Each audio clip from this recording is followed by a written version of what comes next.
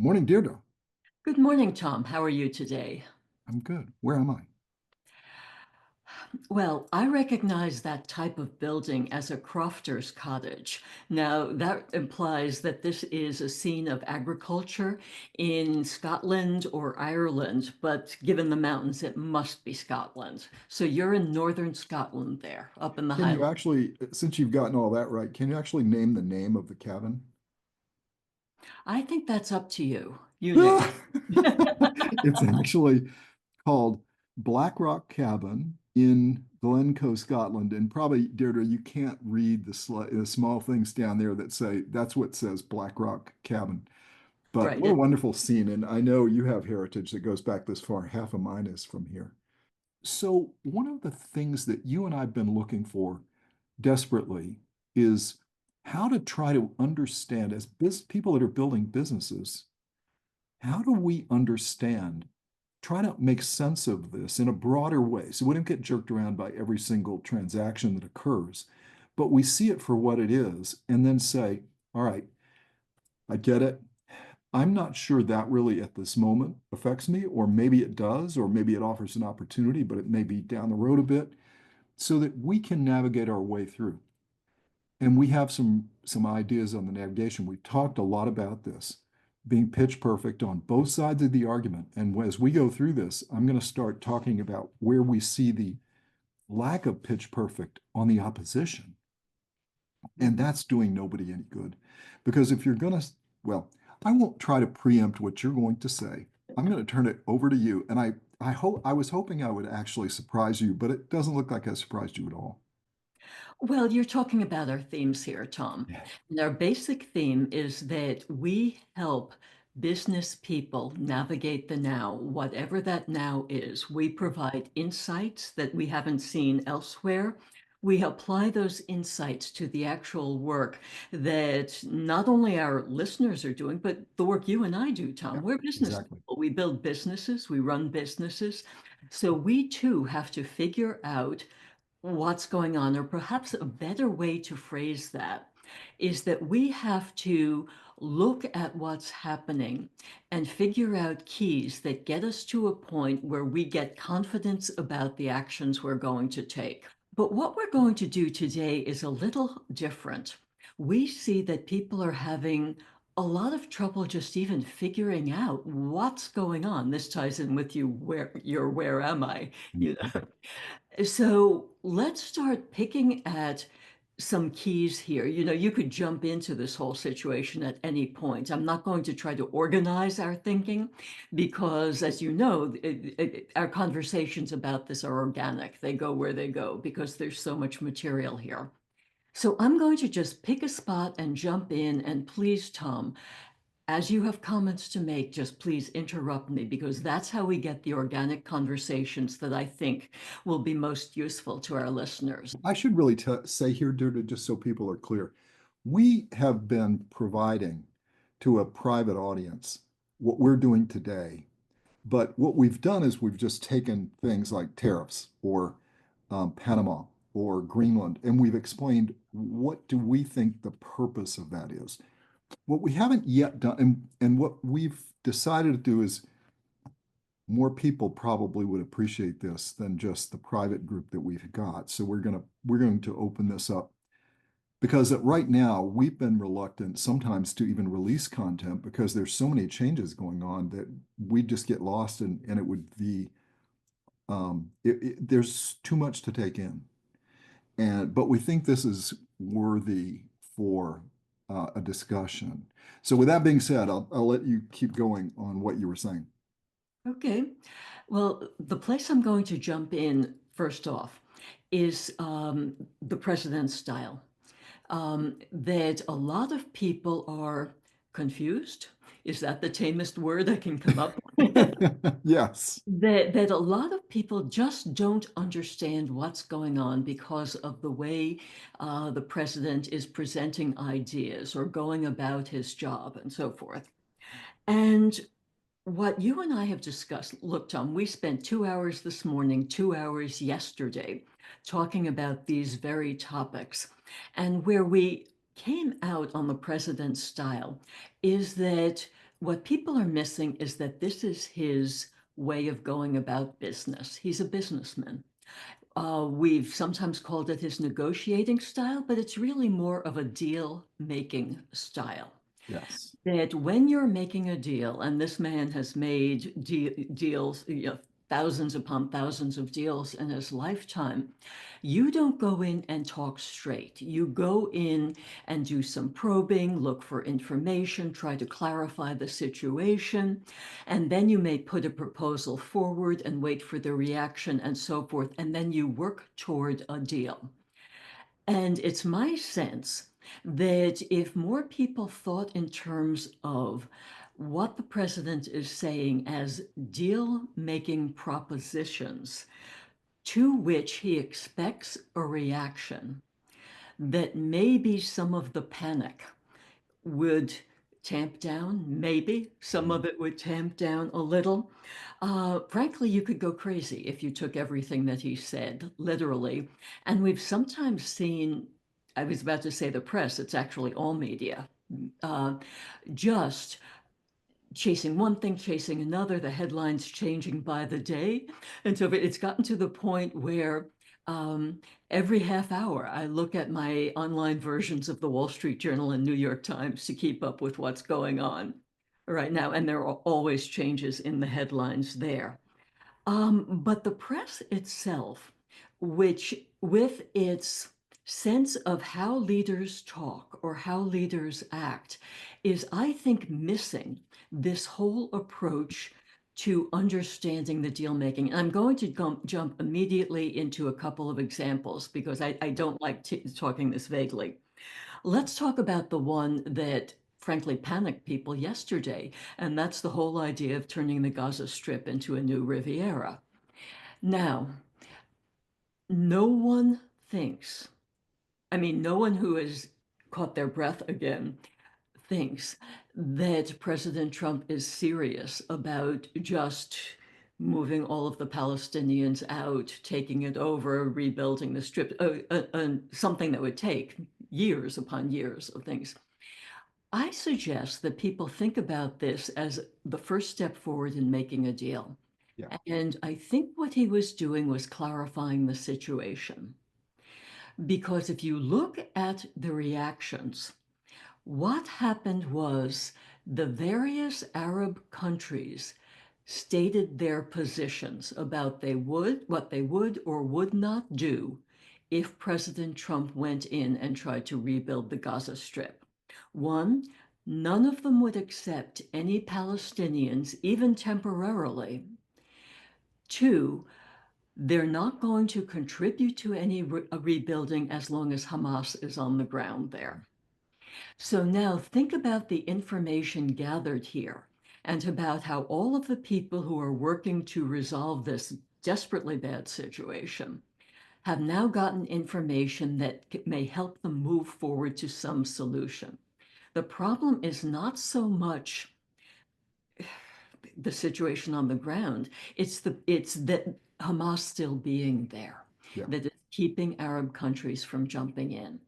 So even while that was a breathtaking statement, the president got information and now can start moving forward toward making some sort of deal to work on a solution to this problem. So Deirdre, so if you take that approach, so that deal making approach, and I contend, and you and I both agree on this, we've talked about this a lot. A lot of people talk about he is a deal guy, right? But I Right. think what they miss is that he thinks everything is a deal, Yes. everything. Yes. And and I don't know whether, to what degree it goes, but certainly in business, certainly in politics, certainly in international affairs, certainly in geopolitics, economics, right? Keep going. He thinks of it as a deal, even deploying people. And one of the great examples is Elon Musk. Scott, and you're going to have to help me with the last name. I say it I think it's incorrectly every single time. Yes. So say it again for me. Basant. Descent, and then himself. You Right. talk about massively different styles or approaches to how you function. You know, you've got on one side, you've got Donald Trump, who's a deal person. He thinks the world is a deal. Then you've got Scott Bessent, who is a consummate traditional organizational leader. Yes. And then you have Elon Musk, who is an outlier. He's not in the middle. He's not even on the spectrum of that. Right. And so we'll go through and talk about this, but we ought to stay with Donald Trump for a second.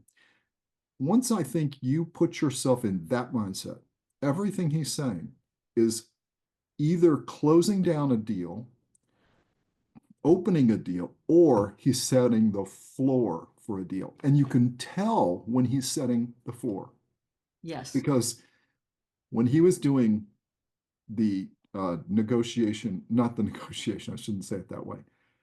When he was placing tariffs on Mexico and Canada, I was careful to watch the way he said it. And it was never as stated as a floor. This is the minimum we're going to do. Don't expect me to change that. If anything, keep me from going up. He didn't do that. China, he did. Yes. China, he did. And getting the hostages back before he took office. He was very clear on what that floor is. So when you start thinking about the way he says things and what he says, um, it's placing something in there. And when, one of the things you and I talked about, I said, one of the remarkable things that I saw in the Gaza statement was he didn't try to sell it to anybody. He just Right. said it. Right? He just said it, and everybody reacted. And he figured out, okay, now I understand where everybody sits. And it's going to be very interesting. Now, why not? And this is the question I have for you, and I haven't asked you this question yet. Okay. Why not use the United Nations to do this? Why would he not say this is a perfect place for the United Nations? Wouldn't you think? One would think, but he's not terribly complimentary about the United Nations. He doesn't, I would say that in terms of deal making, that he may not trust them as a partner in this deal. Exactly. And I don't think it, I mean, look, in his world, he's put one of his bright stars as the UN ambassador, Right. Elise Stefanik, right? And in his world, again, you and I are not making a judgment right or wrong. We're just trying to help people understand how this thing could be coherent, or perhaps less, it's actually probably less chaotic than it appears, because it certainly appears chaotic. So he's not giving up on the United Nations. He wouldn't have put one of his top young, in his mind, bright stars, could use some experience beyond what she has so far in that position. Uh, but I agree with you. I think when he's looking at the landscape, he has to say to himself, the way you and I would, and any of the people that are listening here that build businesses, we would say the same thing. Who can we trust here, right? We've talked about this. Right now, we have to figure out who can we trust in doing business. And can we trust not only the people, but can we trust what they do? And I told you an example of something I had to do yesterday where I had to look somebody in the eye that was, metaphorically, um, that got involved, got themselves in pretty big trouble. And I said, please call me back on Friday and please assure me that you are comfortable with the two people and what they did. Mhm. And if you can do that after you have personally gotten to know them and you have talked to people that do, and you can say and they're deep in his organization, they stepped on a live wire, Yes. uh, to say the least. And he goes, I got it. I'm not sure that I trust all that. So we're putting other things in place to make sure that they are trustworthy because we're not sure if they'll show back up in that environment. Um, but be that as it may, that was about trust. It's about Yes. trust. And so I think you're exactly right. I think when he looks at this kind of thing, he thinks, who can I trust in this? And he looked, we saw right there, he looked at Bibi Netanyahu. He clearly trusts him to the degree he expects he needs to. Right. Again, we don't know. It's hard to know how he thinks, but that would be my guess. And he probably doesn't have enough confidence that they could be the people that he could turn that over to and execute a plan, right? Right. But I think something else, remember that when you are making a deal, there are public actions and private actions. Mhm. That I think what we have seen so far have been the public actions or reactions, that I think some of the information gotten from the Arab states has to do with what private actions they're willing to talk about. This is a pure Yes. guess on my part, but this is the way deal making happens. This was, to my mind, an information gathering probe. And I think he got the information he needs. And we may not hear anything for days now or weeks, but things will be happening and moving forward in this And area. I think what you may see happen, because I've watched what he does about these things, he trickles out statements Mhm. that indicate that something is clarifying something. Yes. And I won't go into the details of what he said today about the Gaza situation. Everybody is seeing enough of this stuff. But he kind of hinted, okay, I think I see where everybody is in this, and I think I see where we fit, and I'm comfortable now making that statement. Now let's talk about something else, Deirdre, that's really something you and I believe everyone who runs a business today needs to think about. What is the proper opposing argument? What do you do? And what we're missing, what I think many are missing in this situation, is what you and I call pitch perfect. How Correct. do you oppose a deal maker? You offer an alternative deal. Yes. Offering criticism of the deal and trying to nip at the heels of one of the assumptions doesn't get you very far. No. But if you can come up with a viable alternative deal or proposal, and you start doing that comparison, that I think is an effective opposing strategy. I think it's going to take that in business. I think that, Deirdre, is what you and I talk about being pitch perfect on both sides. Because what we're not seeing, at least I haven't seen enough of yet, is the pitch perfect opposition. And by the way, No. I'm not saying I'm on either side. I'm just saying I don't see it. And it bothers me, Deirdre, because I think you never get a good enough deal if you don't have both sides doing the deal in the same way, right? Well, that's correct. And it's also, I think you're absolutely right about this. I think part of the reason we're going into this in some detail is to help our listeners understand how they can become pitch perfect, either for or in opposition here, how to think in relation to what is happening there. And I'll take this one step further because we're talking in a business situation here, that there are many proposals floating around out there, that there's in fact the words we were using this morning is that it's an overall blitz, that Yeah, almost every aspect of the federal government, which frankly affects every business in this country, around every business around the world, may be changing. So how do you, as a business leader, keep your feet on the ground and figure out what's pitch perfect for you, either as an opportunity or as a position you want to take against what is happening in the yes, federal government. And it exactly. could go either way, and this depends on your ability, frankly, on you as a leader, on the capabilities of your organization, on your mindset. You and I talked a lot about mindset, on the ability of your organization to take advantage of opportunities that are coming up. And we'll talk about opportunities, if not today, in our next video. We've got so much to say about this. We have several videos stacked up. Or like how you operate in the business environment. Everyone's business environment, we sometimes use the word game. Everyone's business environment, ecosystem, game is changing. So how good a player of your game are you? Likely you're playing a different game. Yeah. Maybe you were playing this chess game. Now you've moved over 5 seats and you're playing this chess game over here.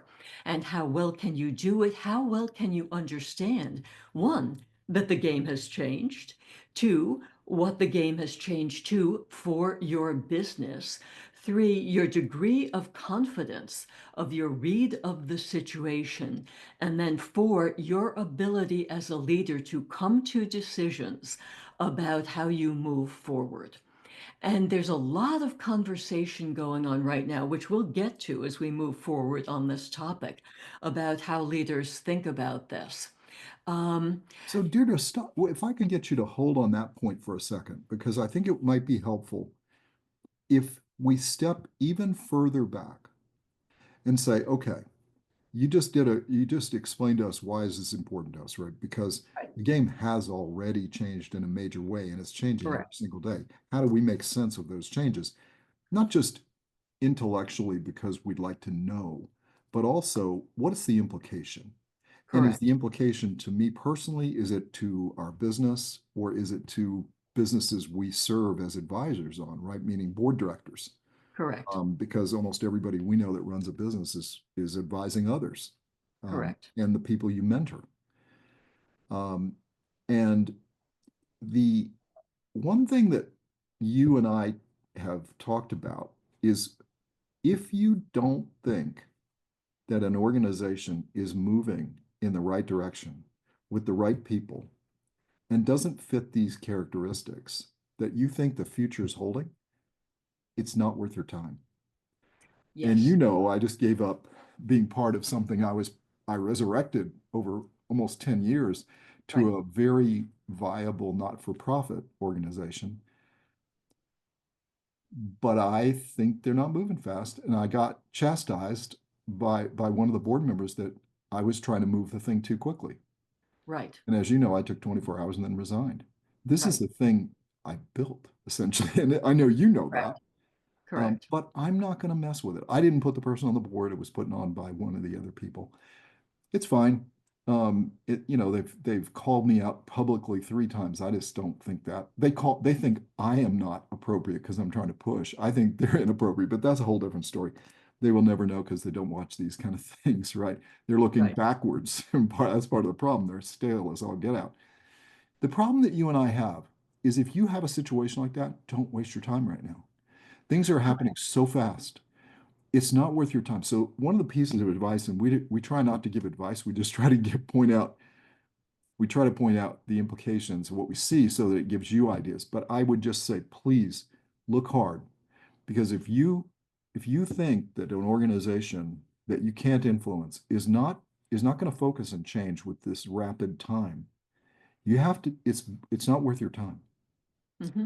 It really isn't. And you mentioned a number of things because you do a lot of work in not-for-profit. I don't. I only do Right. one thing, and that was this. You do a lot of work and have for, I think, almost your whole career, right? That's correct. I've been on nonprofit boards since the 1980s, actually. I thought it was 60s. Not Wasn't it? quite, Oh, not that quite when you that were in far high back. school. I forgot. I Yeah. forgot. Sorry, dude. No, but seriously, um, spend a second on the not-for-profit because this is an area that if you're involved with a not-for-profit, and almost everybody we know is involved with a not-for-profit in some way, whether they're contributing their time, they're overseeing it, or they're involved in running it, right? So take a moment and just, if you could just take a second and just say, when you're looking at this situation that we're facing right this moment, what does that mean to you? Correct. Well, the nonprofits I'm aware of are by and large in a panic. I've gotten emails, many emails from people saying, this is what's happening. This is why we need a special donation from you. And that points to I think, one of the main things that a lot of not-for-profits depend and NGOs of various sorts depended on the US federal government, because we're talking some NGOs out there are not US based who are getting funds from the US government. And all of a sudden, the US government is taking a very hard look at all of the monies it gives out. So, what this means to me is that not for profits have to think long and hard about vision and mission. They have to really get the basics right. What are we doing? How are we going to accomplish that? And then, if we do not get further funding from the federal government, how do we move forward on our mission? Instead of going into wild panics, as so many unfortunately are, this requires, I've often heard it phrased in the not-for-profit world, the adult business people taking over here and just applying business sense to figuring out the basics of, okay, what are we doing? What have we been doing? Where have we fallen into mission creep? Where are we not being disciplined enough in what we are doing? Where can we, if we have to cut back in certain ways, where can we continue to deliver on our vision and mission in ways that we can publicize so that we continue to do the work that we all want to do, possibly in a smaller area, or not as extensively as we want? How do we draw on our main backers, non-government backers? How do we gain support from the local communities we operate in? Or the United States as a whole, depending on what it is. It comes back to a real focus on the basics of why you're there, why you exist, what you're trying to accomplish. And that's, I think, another thing, in addition to really focusing on vision and mission, not-for-profits need to think about the results they're getting, how they're moving forward. So Um, let's stop there and let me just say, you and I share an alma mater. yes, we do. We're pretty disappointed in the results right now. Correct. Um, and what I think of, and I, by the way, my other alma maters, I have two others. You have one other. One other, yes. Um, yours are a bit more distinguished than mine, dear. But, or yours is. So, uh, what I'm not seeing is what you just said and what you and I've talked about.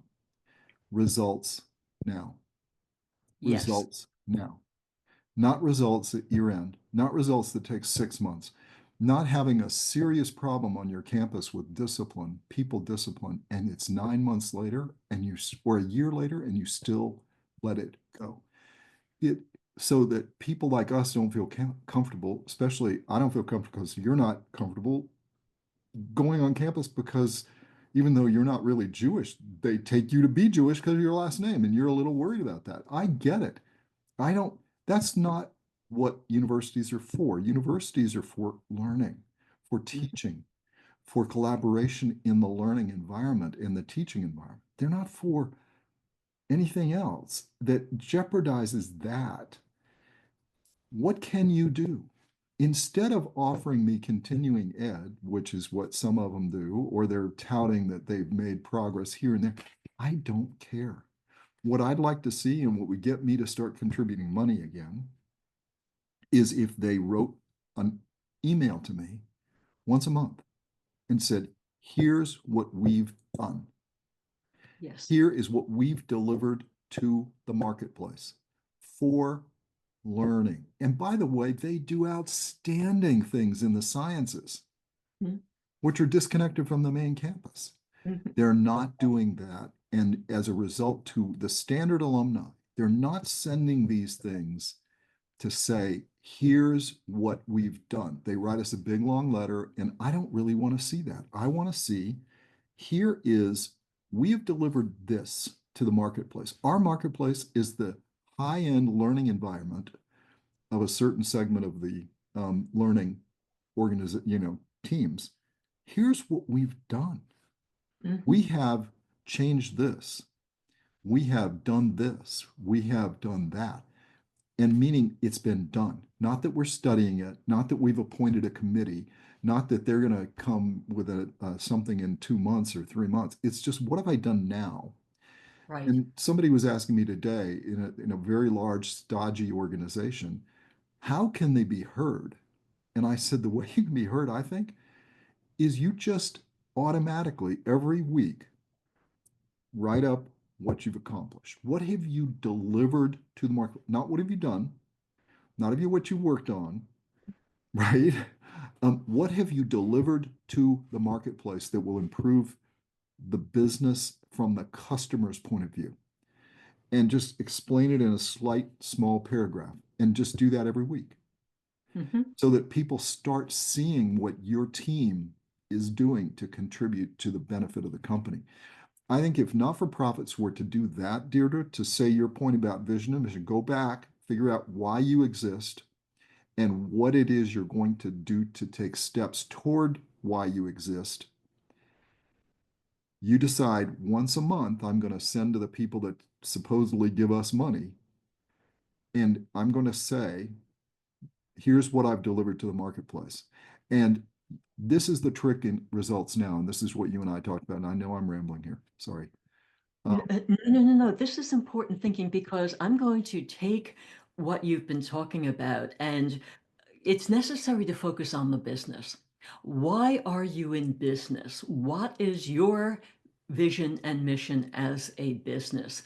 It's my sense that a lot of businesses um, got into a little trouble one way or another to varying degrees by moving beyond the vision and the mission to deal in social issues or to try to solve problems that are way outside their scope. Now, I am not in any way suggesting that businesses should not think in terms of their social environment and work to be good corporate citizens and work to set up foundations so that they can fund nonprofits and things like this. I think this is an important part of business. But when your core business loses its way toward accomplishing its mission, you run into trouble. And I think what's happening right now in the business world, what I'm seeing and gleaning from the business press, is that a lot of companies have just been stunned because the things that they thought they were supposed to be doing all of a sudden are not, they're not supposed to be doing anymore. Yeah. So, Deirdre, let's take one thing that you keep telling me. You keep saying, watch your customers and Yes, watch your suppliers. correct. And you said the potential tariffs were an issue.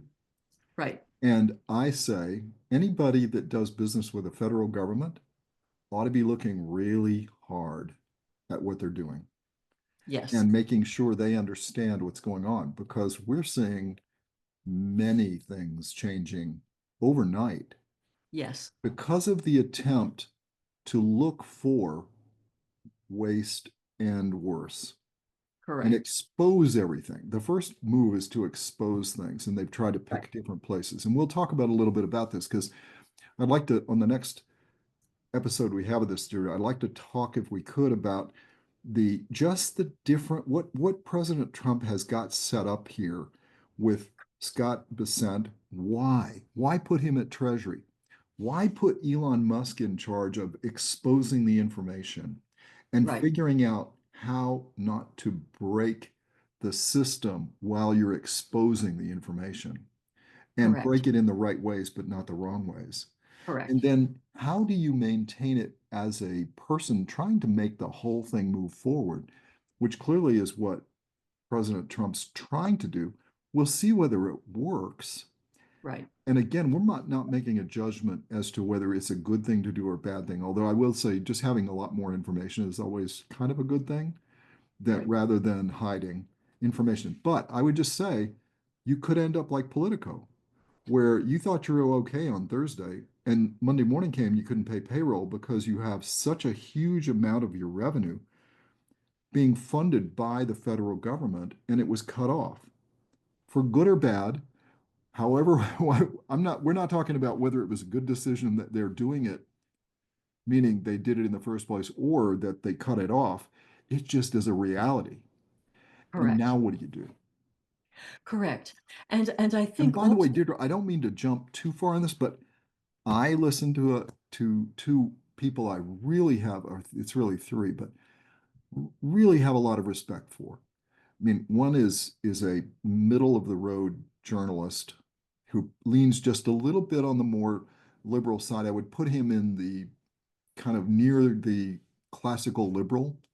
right, Then you've got one who is clearly conservative and one who's clearly um, uh, not conservative, right on the other side, and more of the liberal, not a classical liberal, but more of the liberal, but not a progressive, right? So neither right, one of these are on the extremes.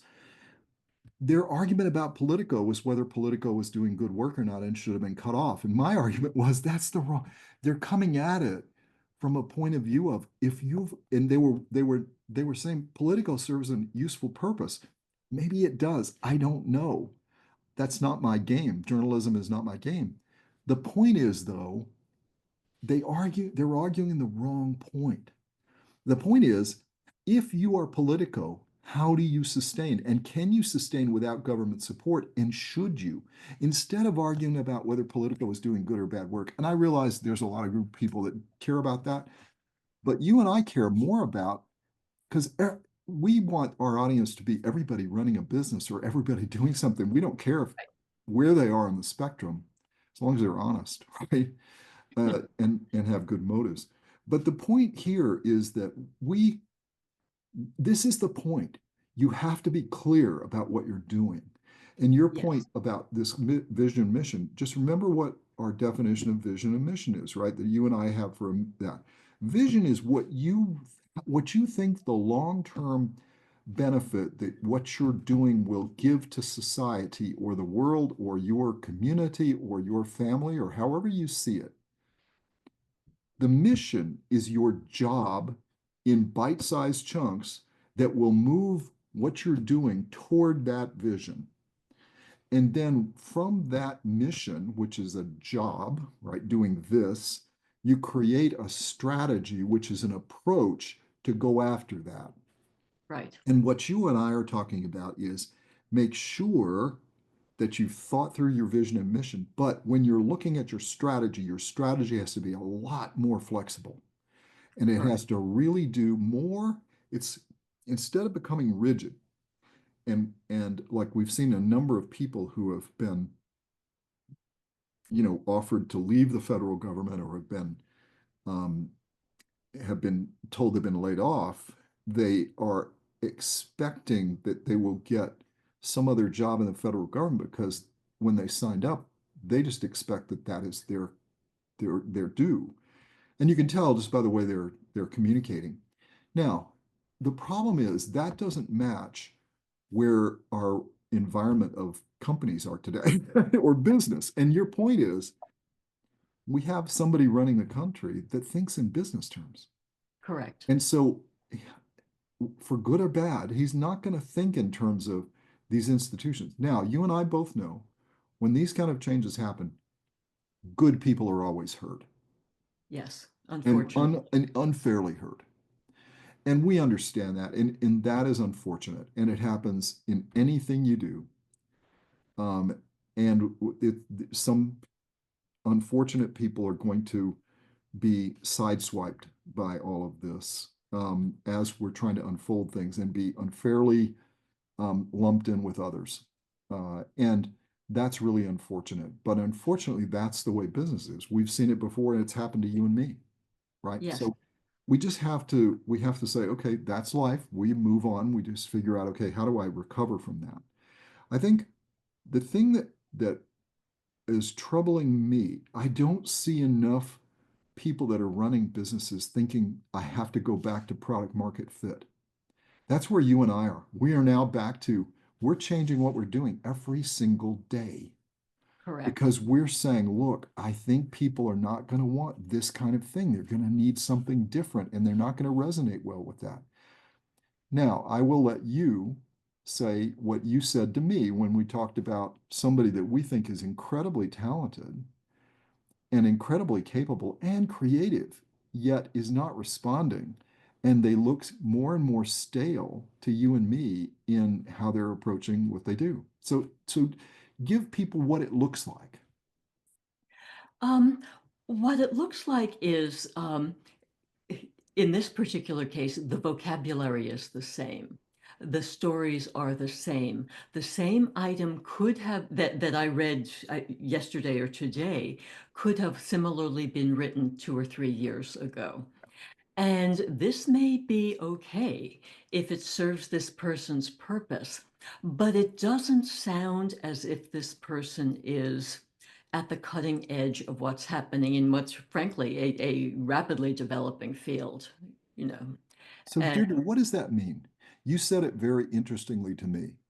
You said it's reverting to what feels safe, but it feels stale. that's correct. I think whenever there's a blitz or a panic or significant change, people tend to look for safety, basics Maslow's triangle. And some people in the business world, or some of the unfortunate people that I'm hearing on the news from the federal government who will not be continuing with the federal government, are looking for safety first, as opposed to taking a deep breath and starting to think through how they can move forward in their lives and their careers. And for a lot of them, and you and I have talked about this, Tom, it's going to take retraining. It's going to take figuring out how to align your future with the direction not of particular entities, but align them with the way the world is moving into technologies, into the use of AI, into the use of, that's the whole range of AI, not just generative AI. But we're in a technological future, into an age where things like the results, the time factor, the modes of working processes, how you interact, and so forth, are very important. You may have to learn these over again. And just so you can move forward. If you present yourself in the world, and now I'm talking directly to those business leaders who are listening in, if you continue to talk in the old way, if you continue to talk on old themes without taking a long, hard look at what's been happening over the past few weeks, you're not going to sound as if you're attuned, aligned, one of the words we use frequently, as if you're aligned with the way the world is moving forward. You know, I'm going to stop us here because we don't want to go too long. They don't want to wear this out. But we have a couple of more topics that we really need to talk about. One is the point about organization. Why? Why these three people? Why Donald Trump in the style of the deal maker? Why this? Why Scott Bessent, who's a traditional, just buttoned up, appears to be bright, capable person, Right, very successful, right. impressive. Yes, And then you've got Elon Musk, right. who builds stuff, right? So why those three people and why have them do what they're doing? So we'll take that part. The other thing you really want to get to is this blitz idea. And we may take that next week because you say it's not only deal making, Tom, it is blitz. It is It is blitz time. lit. And So this before you get into it too deeply, remember, I'm going to cut us off here soon. just a quick prelude. It's that business leaders have to react to the blitz. It's interpreting what's happening at a very rapid pace and seeing clearly not everything that's happening is going to apply to every business. It's on the leader's shoulders to look at what's happening and figure it out in terms of the business. And Absolutely. Deirdre, maybe that's we have to sit there and look and say to ourselves, right, is this part of the deal making? Or is right. this part of where it's going to land? Or is this the floor? As opposed to, oh my gosh, we got to, now we got to deal with this. We don't know. This was the point about, were we really going to see the price of avocados go up or the price of Dos Equis go up or the supply, whatever. It's not that. We still may see that, regardless of the fact we've taken the thing, because there are other factors. That's not the issue. The issue is, what are we trying to do there? And do we think it's going to benefit? Can we improve this both sides? And that was the deal, right? And we can get Right. into the Mexican situation or the Canadian situation also at some point to try to take that apart, because I think there's some understanding there that would really help this point about deal making. But I think it's that. And I think if we can end it on this before we come back later, I really wish I could get hold of a lot of these folks that have been unfairly or perhaps, and I believe in some cases unfairly having to get laid off. Because as you said, your comment to me this morning was, I want the leader out. I don't want the workers out, Right. unless the workers were part of taking it in the wrong direction Right. or taking in a direction that was not appropriate. But I don't want the people if they don't have to. I want the leaders out. And you and I both share that view about everything. It's the leaders, and we have a lot of respect for the people that are on the ground. That's correct. And In we many cases, experts on the ground. absolutely, and it's a shame if they get pushed in a wayward way by the leadership, Right. and they can get uh, they can get damaged as a result. That Correct. being as it may, I would much prefer to see these people say, I was doing really, really important work. And I am sad that the organization I was working with has decided not to continue. I have desperately got to find somebody who wants to do, who is doing this work. I want to work there. Right. Call me, right? Or tell me about yourself, right? Instead of lamenting that their babies are going to die, Yeah. right? That's what I mean about the opposition. You could turn that argument into, I am incredibly passionate about what I was doing there. I think it was really important work. And rather than criticize the decision, which kind of sometimes it puts you in a bad position. Yeah. You know what I mean? It puts you in a Yes. bad position. What is much better is to say, and I'd love to have these people, I know they're never going to watch this, but please turn it into the passion you have, the urgency you have, the commitment you have, the dedication you have to the work. There will be somebody out there doing that work independent of the federal government funding it and may actually get federal money later, right? Because they run it in a certain way. So I'm going to stop and let you close down for us. Okay, just one last thought that what you've just been saying now about individuals also applies to businesses. Yes. Because we know that we have entrepreneurs, small business owners, mid-sized business owners in there who may be, all of whom may be deeply affected by some cuts or loss of customers or loss in the supply chain or some factor here. That it's important to focus on how you move forward as opposed to the knee-jerk negative reaction that we're seeing, I think too much of. But then, like you and I always think productively, Tom, what can we do next? Where We can try we to go on the other side. Yeah. do better? Well, that's our argument about opposing positions, right? Right, It's that we don't see a good opposing position. The opposing positions look too much like old play, and they stale. They feel stale, and right, as a result of that, they're not effective, and they actually work against you. By the correct, way, we're not taking a position to say our team is not doing this right or our team is doing great. It's just that we want to see both sides, correct, right? Because that's the way you get the best outcome. You don't get the best outcome if your enemy is heading off in the wrong direction, correct. which may have happened to some of our listeners because we've gone on a long time. It's always a pleasure. Always a pleasure, Tom. Bye, Deirdre. So long.